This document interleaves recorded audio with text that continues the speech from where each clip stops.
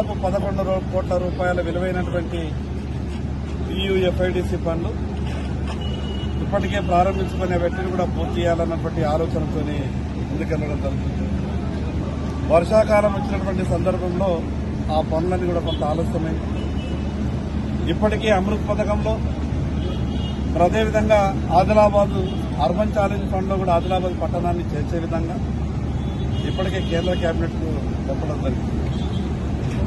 విలీన గ్రామాలు మున్సిపాలిటీలు ఏవైతే కలిసినాయో ఆ ప్రాంతాలన్నీ కూడా అభివృద్ధి చేయాల్సిన అవసరం.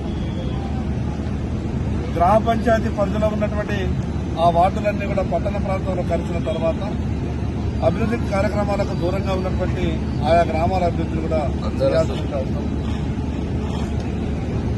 ఆదిలాబాద్ పట్టణంలో అండర్ గ్రౌండ్ డ్రైనేజ్ ప్రత్యేకంగా ఇప్పటికే అమృత్ పథకంలో దాదాపు 300 కోట్ల రూపాయలతో నడుస్తున్నటువంటి ఈ పథకమే కాకుండా మరో 600 కోట్ల రూపాయలకు సరిపడా ప్రతిపాదనలు కూడా సిద్దం చేయడం జరిగింది.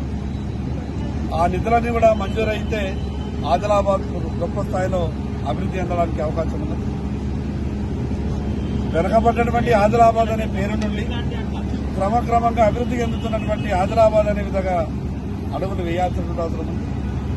ఒక పక్క ఎయిర్పోర్టు మంజూరీ, మరో పక్క ఎయిర్ ఫోర్స్ ట్రైనింగ్ సెంటర్, ఇంకోటి ఆదిలాబాద్ నుంచి ఆర్మూరు రైల్వే లైన్, ఆదిలాబాద్ పట్టణంలో అర్బన్ ఛాలెంజ్ ఫండ్ కింద ఒక 600 కోట్ల రూపాయలతో ప్రతిపాదనలు, ఇప్పటికే నడుస్తున్నటువంటి 300 కోట్ల రూపాయలతో అమృత్ పథకం ఇది 18 కోట్ల రూపాయలతో మరో రకంగా ఇంకో మొన్ననే మంజూరు వచ్చినటువంటి నిధులు.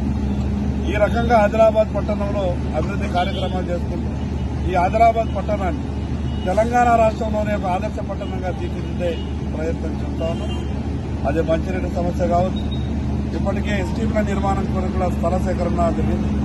ఈ పట్టణంలో ఉన్నటువంటి ఏదైతే మురికి కాలువల ద్వారా వెళ్తున్నటువంటి ఆ యొక్క మురికి నీరంతా కూడా నేరుగా చెరువులో కలవకుండా, మరి అదేవిధంగా వాగుళ్లలో కలవకుండా నేరుగా చెరువులో కలవడం వల్ల, వాగుళ్లలో కలవడం వల్ల పశువులకు కానీ మిగతా గ్రామీణ ప్రాంత ప్రజలు కానీ ఆ నీటిని వినియోగించుకోవాలంటే ఇబ్బంది అవుతుంది. కాబట్టి దాన్ని ఎస్టీపీల ద్వారా శుద్ధి చేసి మిగతా మంచినీరంతా కూడా ఆ యొక్క వాగుళ్లలో అదేవిధంగా చెరువులో కలపడానికి అవకాశం ఉంటుంది.